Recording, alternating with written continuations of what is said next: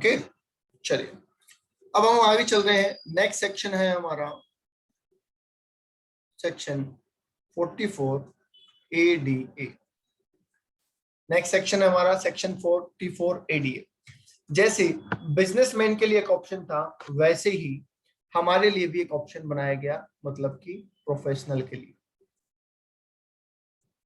क्या प्रोफेशनल को भी बोला कि भाई आप भी तो प्रिजम्पटिव में जा सकते हैं। मान लीजिए एक डॉक्टर है और अकाउंट्स वगैरह ज्यादा नहीं समझता, वो कहता सर मुझे भी ऐसा ऑप्शन दे दो कि मैं भी प्रिजम्पटिव इनकम निकाल सकूं। तो कहा बिल्कुल दे देते हैं, पर ये तभी है अगर आपकी ग्रॉस रिसिप्ट जो है वो डज नॉट एक्सीड ₹50 लाख। अगर आपकी ग्रॉस रिसिप्ट 50 लाख से ज्यादा नहीं है तो ही आपको ये ऑप्शन मिलेगा, मतलब आप ऑडिट में नहीं आते हो तो ये ऑप्शन आपको मिलेगा। हमने कहा ठीक है, अगर ये हुआ तो कहा कि आपकी 50% ऑफ ग्रॉस रिसिप्ट आपको क्या करनी पड़ेगी, डिक्लेयर करनी पड़ेगी एज PGBP इनकम, मतलब BNP इनकम। मतलब हम ये मानते हैं कि एक प्रोफेशनल अपनी फीस का 50% तो कमाता ही है। तो अगर आप चाहते हैं कि हम आपको ऑडिट कराने का ना बोले, आपको बुक्स ऑफ अकाउंट मेंटेन करने के लिए ना बोले, तो आपको अपनी रिसिप्ट का 50% इनकम डिक्लेयर करना पड़ेगा। ध्यान रहे, it's not tax, it's income. Income आपको इतनी बतानी पड़ेगी, ठीक है। ओके बेटा, जो भी क्लासेस रेगुलर नहीं ले रहे हैं ट्राई करें रेगुलर लेने की, ठीक है। It will be beneficial for you, right. Okay, तो 50% इनकम मान ली हमने। अगर हमने ये मान लिया तो हमें कोई अकाउंट्स मेंटेन नहीं करने, मतलब बेसिक करने हैं, ज्यादा अकाउंट्स मेंटेन नहीं करने हैं। एक बात इसमें भी, और वो जो सेक्शन हम पढ़ के आए थे उसमें भी ध्यान रखना, नो एक्सपेंसेस अलाउड। आपको कोई भी एक्सपेंसेस अलाउ नहीं होगा। मतलब सर इसका मतलब क्या हुआ? इसका मतलब ये हुआ कि अगर मेरी रिसिप्ट 40 लाख रुपए है तो बताइए मेरी PGBP इनकम कितनी होगी अगर मैं 44 ADA में जाता हूं तो? अगर मेरी ग्रॉस रिसिप्ट 40 लाख है तो मेरी इनकम होगी 20 लाख। वेरी गुड, बिल्कुल ठीक है। अब मैं कहता हूं कि सर मेरा तो ऑफिस का रेंट भी लगता है ना, मेरा स्टाफ की सैलरी भी लगती है, तो इस 20 लाख में से वो तो कम करो। तो क्या मैं वो कम कर सकता हूं? नहीं, क्योंकि ऑलरेडी लेस हो चुका है। हमने जो आपसे 50% मांगा है वो सारे खर्चे काटने के बाद ही तो मांगा है। तो दैट्स वाई आप उसको दोबारा लेस करने की बात हमसे ना करें, वो तो ऑलरेडी लेस हो चुका है। इसलिए किसी टाइप का कोई भी खर्चा टैक्सेबल नहीं, अलाउएबल नहीं होगा, राइट। ओके सर, चलिए लास्ट सेक्शन आपके इस चैप्टर का 44 AE।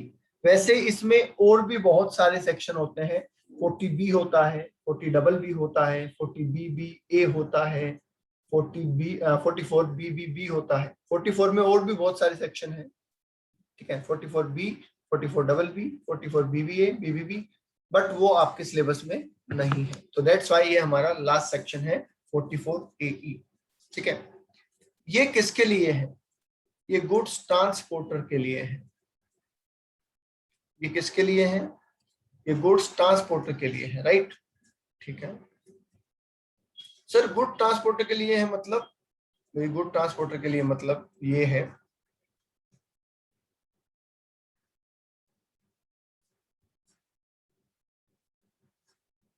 हाँ एक सेकेंड होल्ड करना।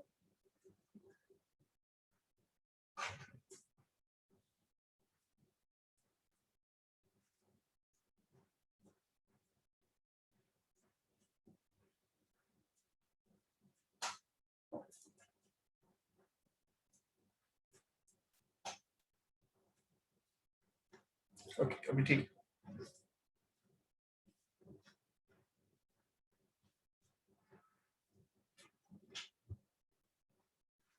ओके, गुड ट्रांसपोर्टर के लिए मतलब ये कि अगर कोई छोटा ट्रांसपोर्टर है, छोटा मतलब who do not have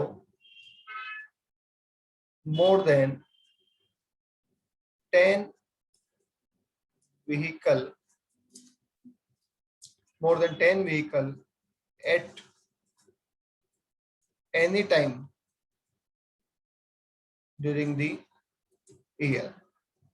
मतलब जिस साल की हम इनकम निकाल रहे हैं उस साल में किसी भी वक्त उनके पास 10 से ज्यादा व्हीकल नहीं होने चाहिए। अगर हुए तो वो इस स्कीम में एलिजिबल नहीं है, और अगर नहीं है 10 से ज्यादा व्हीकल तो वो स्कीम ले सकते हैं। अब आप कहोगे सर ये स्कीम लेने में फायदा क्या है? फायदा सुनिए क्या है। यहाँ पे कहा गया कि व्हीकल दो कैटेगरी में होते हैं, एक स्मॉल और मीडियम व्हीकल,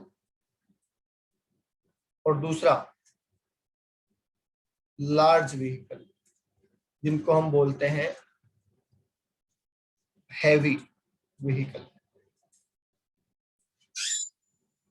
ठीक है, जिसको हम क्या बोल रहे हैं, हैवी व्हीकल कह रहे हैं, राइट। कैसी है?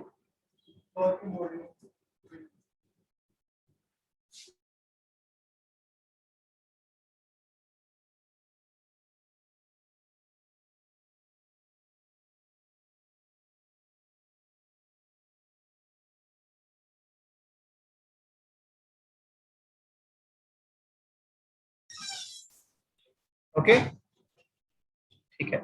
अब क्या बोला कि अगर आपके पास स्मॉल व्हीकल है तो आपको 7,500 रुपए पर मंथ पर व्हीकल की इनकम माननी पड़ेगी। अगर आपके पास स्मॉल और मीडियम व्हीकल है उनके रिगार्डिंग आपको 7,500 रुपए पर मंथ पर व्हीकल इनकम मानना पड़ेगा। ठीक है, और जितने आपके पास छोटे व्हीकल है, हाँ बड़े हैवी व्हीकल है, उसमें 1,000 rupees per ton per month पर व्हीकल की इनकम माननी पड़ेगी। अब आप कहोगे सर ये तो बात समझ में आई नहीं थोड़ी सी, तो चलो एक एग्जांपल से समझते हैं इसको। ठीक है, मान लेते हैं एक पर्सन है मिस्टर एक्स और उनके पास 4 गाड़ियां हैं, राइट। उन 4 में से 3 व्हीकल तो मीडियम है और एक हैवी है, राइट। और हैवी व्हीकल का वजन 13,000 किलो है, राइट। और ये व्हीकल उनके पास पूरे साल रहे हैं, तो उनकी इनकम इस सेक्शन में कैलकुलेट कैसे होगी? क्या मैं ऐसा कहूं 7,500 रुपए पर मंथ 3 व्हीकल के लिए, और यहां पे कहूं इसके लिए 1,000 रुपए पर टन। कितने टन का व्हीकल है? एक टन में कितने किलो होते हैं? एक टन में कितने किलो होते हैं?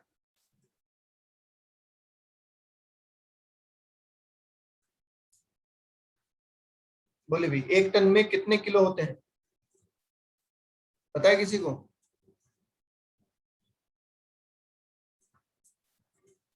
अच्छा, क्विंटल में कितने होते हैं? यस, क्विंटल में 100 होते हैं और टन में 1,000 होते हैं। और कोई भी गूगल करके जवाब मत देना। ठीक है, इसका मतलब ये व्हीकल कितने टन का है? 13 टन का है क्या? 13 टन, क्योंकि 13,000 किलो है। तो 1,000 रुपए पर टन, तो क्या मैं इसको 13 से मल्टीप्लाई कर दूं, इंटू 12 मंथ से मल्टीप्लाई कर दूं, और इंटू एक व्हीकल है इसलिए मैं इतना कर दूं। बताओ जी, तो क्या ये इनकी टोटल इनकम निकल के आ जाएगी?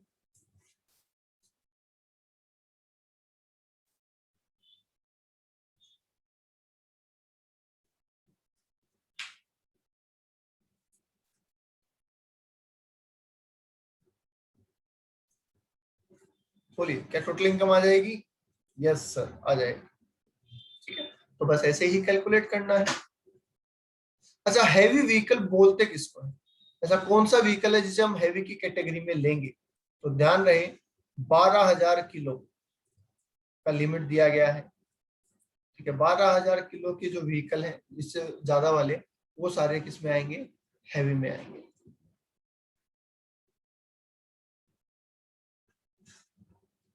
ओके, टायर का भी तो कुछ होता नहीं, टायर का कुछ नहीं होता। टायर अपन नॉर्मल सेंस में बोलते हैं कि 8 टायर वाला, 10 टायर वाला, 20 टायर वाला। इनकम टैक्स वालों को टायर से कोई मतलब नहीं है, क्योंकि अगर वो टायर लिखेंगे तो आप क्या करोगे, 2 टायर एक्स्ट्रा लगाओगे या एक हटा दोगे। टायर से कोई मतलब नहीं है। हाँ, इसमें एक वर्ड आता है अनलीडन वेट।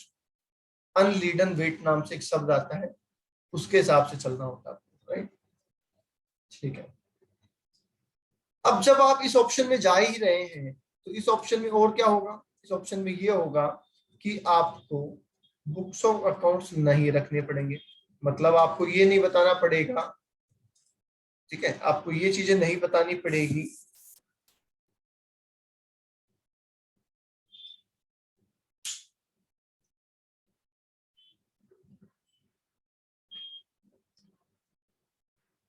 कि मैंने कितना सैलरी दिया, मैंने कितना रेम्युनरेशन दिया, वो सब चीजें बताने की जरूरत नहीं। ये एक इंपॉर्टेंट पॉइंट ध्यान रखना, इस केस में पार्टनर का रेम्युनरेशन अलाउ होता है।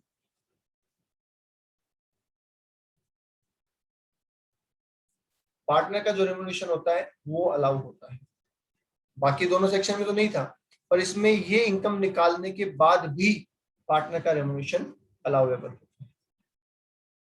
बताइए, यहां तक कोई डाउट किसी को।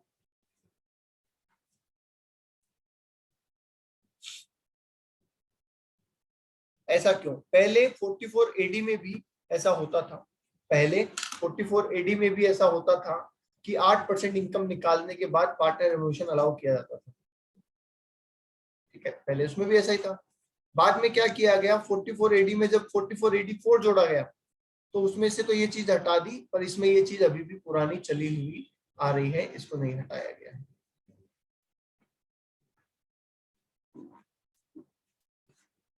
ओके,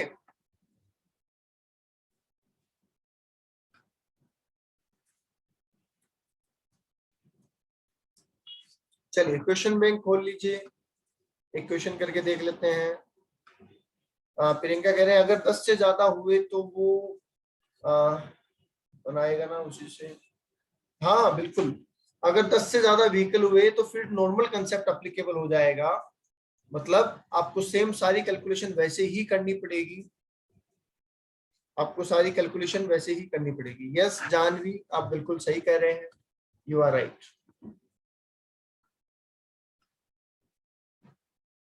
और बोलिए, और किसका क्या डाउट है।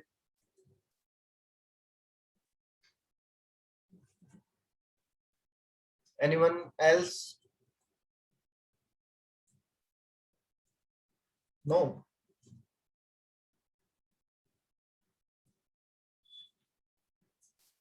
चलिए एक क्वेश्चन देखते हैं और बेटर समझ में आएगा।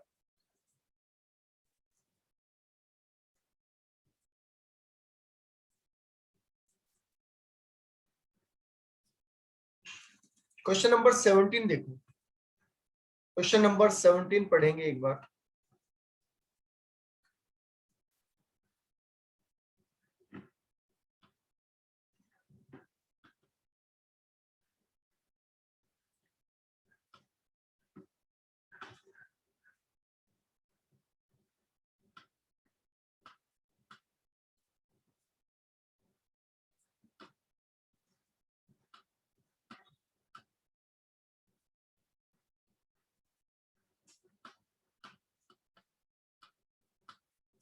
हाँ जी, ये रहा क्वेश्चन नंबर 17, एक बार पढ़ना स्टार्ट करेंगे।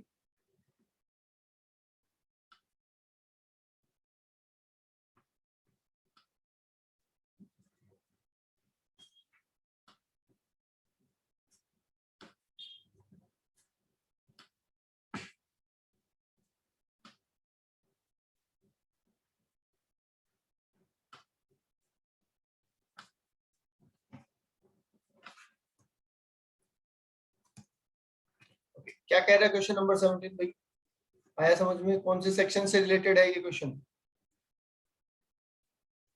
कौन से सेक्शन से रिलेटेड लग रहा है?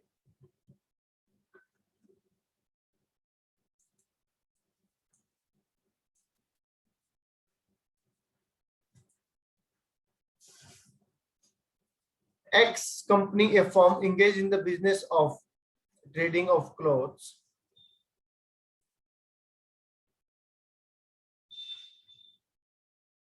$44.80 से ओके। टर्नओवर दे रखा है 57,80,000। मैं लिख लेता हूं एक बार। टर्नओवर 57,80,000,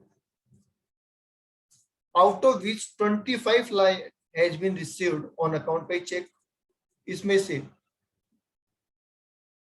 25 लाख रुपए कैसे मिले हैं? बैंक से। तो बैलेंस कितना होता है?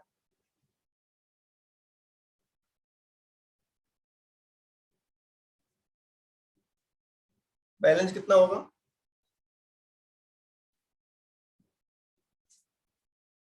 32,80,000,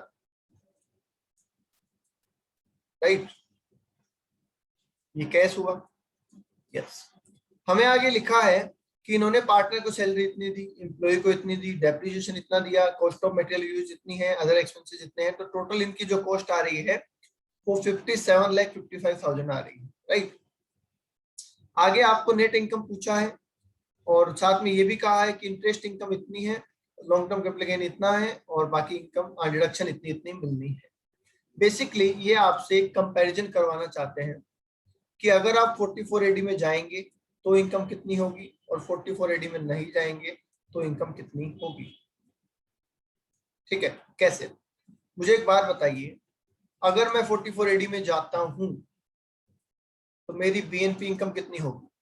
क्या इसका 6% और इसका 8%? बताइए। यस, कितना होता है? निकाल के दो। 25 लाख का 6%, बोलो 1.5 लाख।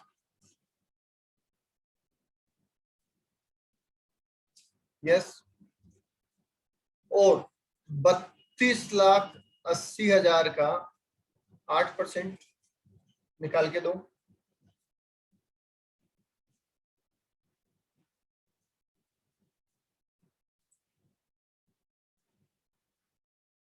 262,400, राइट। तो ये इनकम आती मेरी अगर मैं 44AD में जाता तो। ठीक है, अगर मैं 44AD में नहीं जाता, मैं तो रेगुलर प्रोविजन में जाता हूँ, तो क्या मेरा खर्चा 57,55,000 का है और जबकि मेरी सेल जो है वो 57,80,000 की है।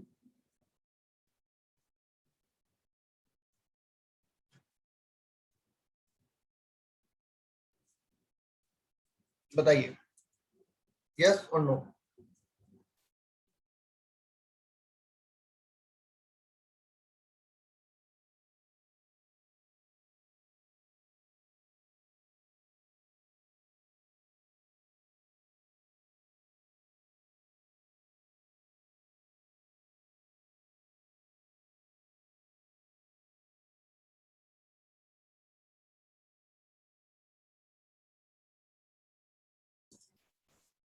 टोटल बोलो कितनी इनकम आ रही है? अगर मैं रेगुलर स्कीम में नहीं जा रहा तो मेरी इनकम कितनी आ रही है?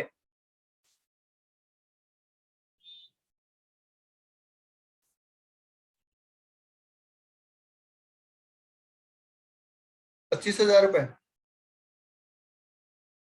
ठीक है, पर इसमें मुझे अकाउंट्स रखने पड़ेंगे और ऑडिट करवानी पड़ेगी और उसमें मुझे अकाउंट्स और ऑडिट की जरूरत नहीं है। फर्क इतना है, ठीक है। नीचे लिखा है कि हमारी इंटरेस्ट इनकम है, तो मुझे बताइए इंटरेस्ट इनकम पे कोई फर्क पड़ेगा क्या? मैं 44AD लूं या ना लूं, इंटरेस्ट इनकम पे कोई फर्क पड़ेगा क्या?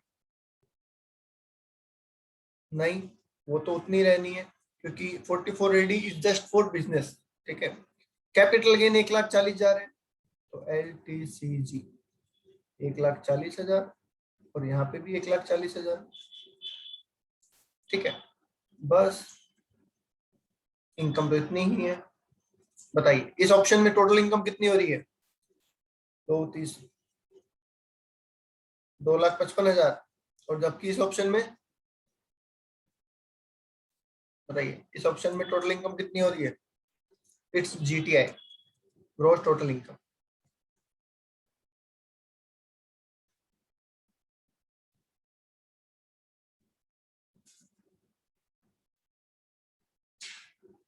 ₹6,42,400।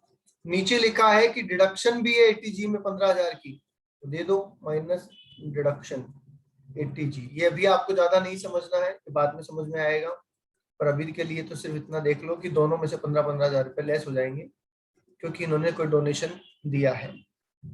ठीक है लो जी, बताओ इनको 44AD लेना चाहिए या नहीं लेना चाहिए?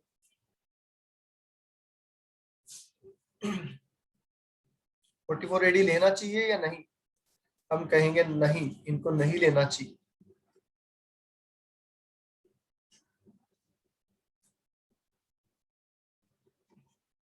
ओके,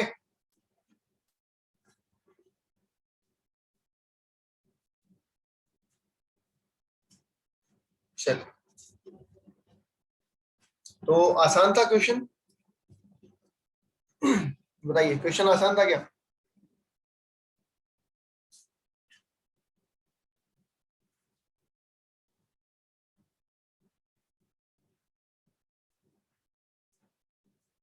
इस क्वेश्चन में कंपैरिजन करने के लिए बोला नहीं है, बिल्कुल बोला नहीं है, पर क्वेश्चन की लैंग्वेज ऐसी बनाई गई है कि आपको वही करना है, दूसरा तो आप कर ही नहीं सकते। क्या करोगे? उन्होंने तो निकाल के दे रखा है, बाकी तो सब चीजें उन्होंने निकाल के ही दे रखी है। टर्नओवर जो आपको दो दिए गए हैं ना, कि बैंक से इतना और कैश में इतना, वो देने का मतलब ही यही है कि आपसे ये पूछा है।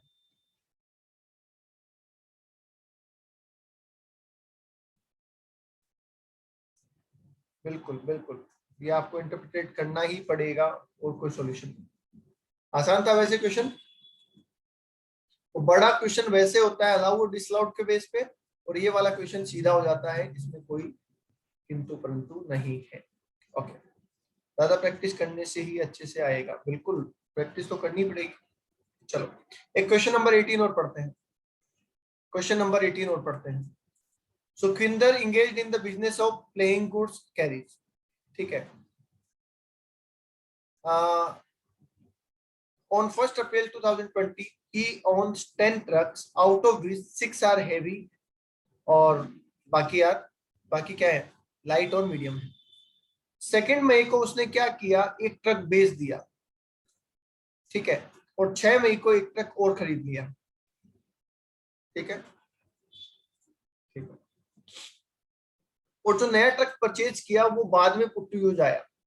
हैवी व्हीकल है, उनका वजन आपको 12 टन लेके चलना है, तो इनकम बतानी है। इसमें भी देखो नीचे आपको रेगुलर इनकम निकाल के दे रखी है, इतना भाड़ा आया, इतना खर्चा लगा, इतना प्रॉफिट बचा। तो क्या इसमें भी कंपैरिजन ही है? बोलिए, क्या इसमें भी कंपैरिजन ही पूछ लिया कि हमें ये लेना चाहिए या नहीं लेना चाहिए? यस, इसमें 44A में कंपैरिजन पूछ लिया, तो अभी हम 44A में कंपैरिजन बता देते हैं। ठीक है, तो इट्स क्वेश्चन नंबर 18। ठीक है, क्या कह रहा है क्वेश्चन नंबर 18? सुनो, ये कह रहा है कि 10 व्हीकल थे आपके पास। ठीक है, उसमें से 6 हेवी थे ओपनिंग में, तो इसका मतलब 4 मीडियम थे या लाइट थे। ठीक है, लाइट और मीडियम। यस।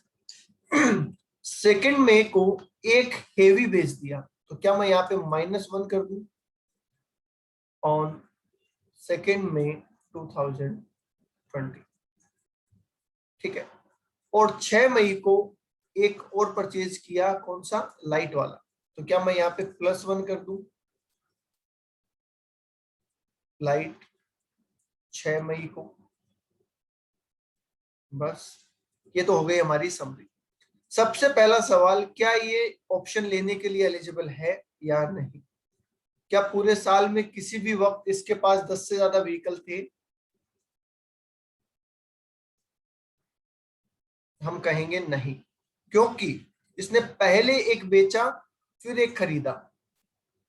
इसने पहले एक बेचा है, इट्स सोल्ड, और फिर एक परचेज किया है। अगर इसने पहले परचेज किया होता और फिर सोल्ड किया होता तो क्या ये एलिजिबल होता? नहीं, क्योंकि फिर तो एक टाइम पे 11 व्हीकल हो जाते, तो ये एलिजिबल नहीं होता, राइट। ठीक है, अब हमें इनकम निकालनी है, तो इनकम निकाल देते हैं, सुन लीजिए। ठीक है, पहले लाइट की निकाल लेते हैं। क्या 7,500 रुपए पर मंथ 4 व्हीकल के, क्योंकि ये चारों तो ओपनिंग व्हीकल है, ये तो पूरे साल ही काम आए, ये पूरे साल ही हमारे पास थे। बोलो सही है ये? 7,500 रुपए पर मंथ 4 व्हीकल के लिए। और दूसरे जो नया परचेज किया है 7,500 रुपए कितने महीने के लिए?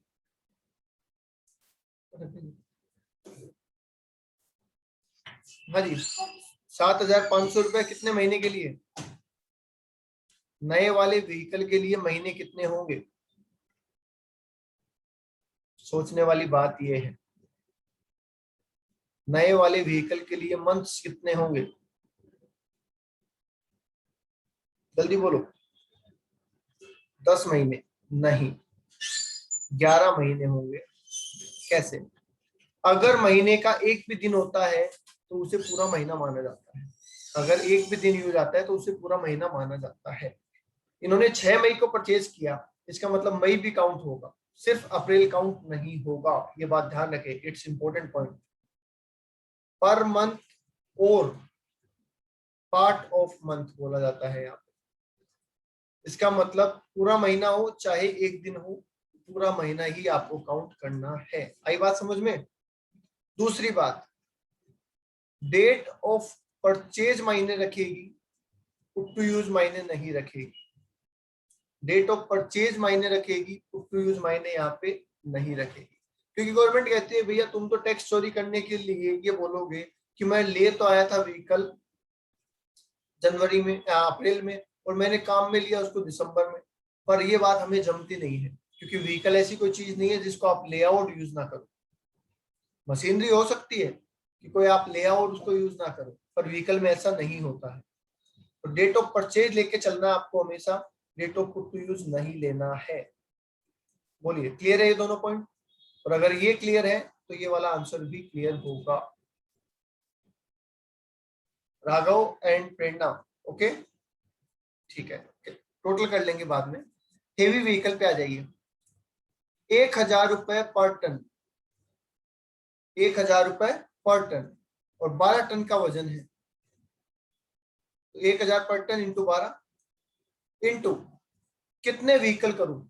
ऐसे कितने व्हीकल है जो पूरे 12 महीने होंगे आपके पास? 5। Very good. 1,000 पर ton per month, 5 vehicle. Check करो, 1,000 रुपए पर टन, ये 12 जो मैंने लिखा है ये टन के लिए लिखा है, ये 5 व्हीकल है, और ये महीने है, months, it's months. Okay, doubt है किसी को कोई?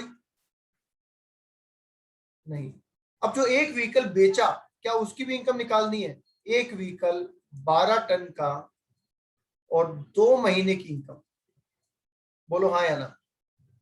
एक व्हीकल 12 टन का 2 महीने के लिए, क्योंकि अप्रैल और मई की तो निकालनी पड़ेगी ना, 2 महीने तो था ना आपके पास। लो जी, तो इसका मतलब सारे व्हीकल की कैलकुलेशन हमने कर दी। अब बताते जाओ फिगर। सबसे पहले ये वाला फिगर बोल दो भाई, ये वाला, इसका अमाउंट बोल दो 3,60,000। इसका अमाउंट बोल दो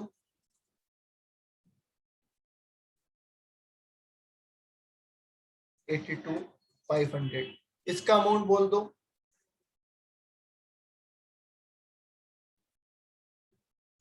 7,20,000 आ रहा है क्या?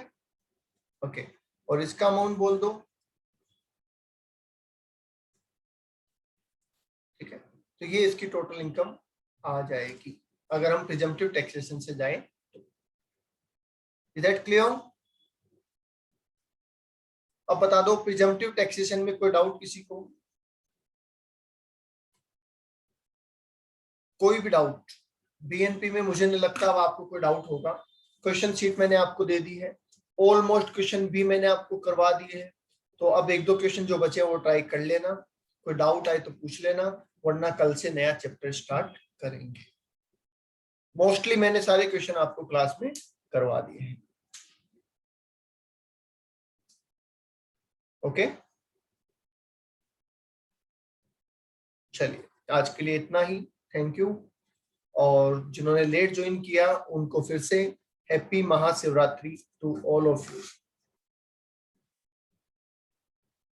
नॉर्मल मेथड से कंपैरिजन करना पड़ेगा ना? हाँ, नॉर्मल मेथड दे रखा है, नॉर्मल मेथड तो इस क्वेश्चन में ही दे रखा है, आपको कहीं निकालने की जरूरत ही नहीं है। ये देखिए 45,000 की इनकम निकाल के दे रखी है।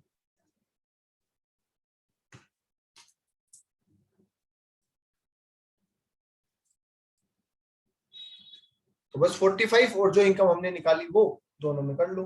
सर अगर वो अकाउंट मेंटेन करे तो ये रही, अगर बुक्स अकाउंट मेंटेन करे तो इनकम ये है, और ना करे तो इनकम वो है। Okay Priyanka and Janvi,